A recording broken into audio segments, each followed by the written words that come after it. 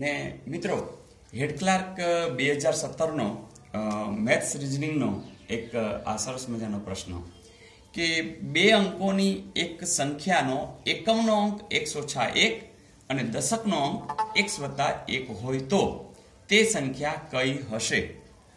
મિત્રો આપણે જાણીએ છીએ દાખલા તરીકે 42 નામની સંખ્યા છે તો ખરેખર શું છે તો કે 40 વત્તા 2 છે એટલે કે 4 ગુણ્યા 10 વત્તા 2 ગુણ્યા 1 એકમનો અંક હોય ને એની સાથે આપણે 1 ગુણીએ છીએ અને જે દશકનો અંક છે 4 એ ખરેખર 40 છે એટલે કે 4 ગુણ્યા 10 કરીએ છીએ. આ વસ્તુનો જ ઉપયોગ તમે અહીંયા કરી શકો છો કે જેમ કે એકમનો અંક કોણ છે તો કે x ઓછા 1 એને ગુણ્યા 1 છે ને, એકમનો અંક આ છે તો એની સાથે આપણે 1 ગુણશું. અને દશકનો અંક કોણ છે? અહીંયા જેમ 4 હતો અહીંયા x વત્તા 1 છે એની સાથે આપણે 10 ગુણશું. બસ દાખલો પૂરો થઈ ગયો. જોજો 10 અહીં પણ ગુણાશે અહીં પણ ગુણાશે એટલે 10x વત્તા 10 વત્તા ચાલો x સાથે 1 ગુણાય તો કંઈ ફેર નહીં પડે અને ઓછા 1 આમ. હવે ખબર છે કે x ભેગા થશે તો 10x વત્તા x કેટલા આવશે? 11x. 10 ઓછા 1 કેટલા આવશે? 10 માંથી જાય તો 9. 11x વત્તા 9 એવું ક્યાંક આપેલું હોવું જોઈએ. Yes, okay.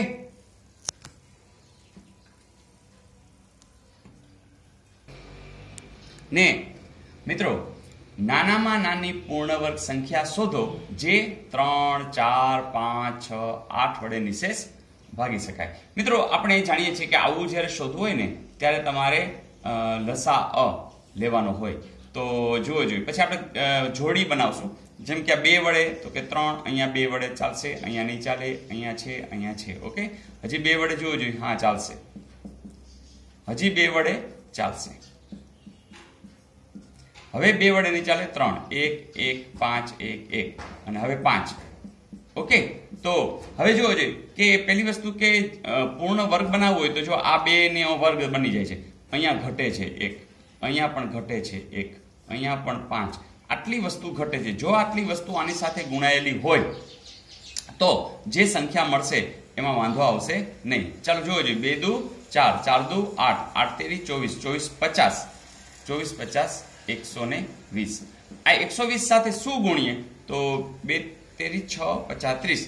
જો આટલા ગુણી નાખી તો જે સંખ્યા મળશે એ બધી બબેની જોડીમાં આવી જશે અને એ પૂર્ણ વર્ગ બનશે અને બનશે. તો આપણે પૂર્ણ વર્ગ સંખ્યા શોધવી છે 12 તેરી ને 36 અને 2 મીંડા. તો એવું ક્યાંય છે? યસ છે. પણ મિત્રો આવું કાંઈ કરવું ન હોય તો એક શોર્ટકટ. શું કે ભાઈ તમને કીધું છે કે નાનામાં નાની પૂર્ણ વર્ગ સંખ્યા શોધો. હવે પહેલી વાત કે પૂર્ણ વર્ગ સંખ્યા તો શોધવાની છે. તો જો આ 30 તો કે પૂર્ણ વર્ગ નથી, 60 તો કે પૂર્ણ વર્ગ નથી. તો બે જ વસ્તુ, કાં 1600 હોય અને કાં 3600 હોય. બીજું નિશેષ ભાગી શકાય છે. તમને એક આ પણ યાદ છે કે 3 વડે નિશેષ ભાગી શકાતું હોય ને તો એના અંકોનો સરવાળો પણ 3 વડે નિશેષ ભાગી શકાવો જોઈએ. 6 ને 1 7 વત્તા 0 0 એટલે 7. 7 ને કાંઈ 3 વડે નિશેષ ભાગી નથી શકાવાના. ઓકે, તો એનો અર્થ કે આ પણ કેન્સલ થઈ ગયું. આમાં જો 6 ને 3 એટલે આ કંઈ ચેકિંગની જરૂર નથી કારણ કે 3 કેન્સલ થઈ ગયા એટલે આ જવાબ આવે. ઓકે, ને મિત્રો સાદું વ્યાજ શોધવાનું સૂત્ર બરોબર યાદ જ છે. આપણે આઈ કહીએ છીએ તો અહીંયા આ હોય અથવા આ હોય અને PRN છેદમાં 200 છે નહીં. શું હશે? આઈ બરાબર PRN છેદમાં 100. ઓકે, બસ મિત્રો આ હેડ ક્લાર્કના તમામે તમામ જે આ વખતે 2017 જે પૂછાયેલા હતા એ સમને વારંવાર રિપીટ કરજો. આ સિવાયના પણ તમને જે નવા વિડીયોઝ જે મૂકેલા છે બસ એ જોયા કરો અને આગળ વધતા રહો. All the best.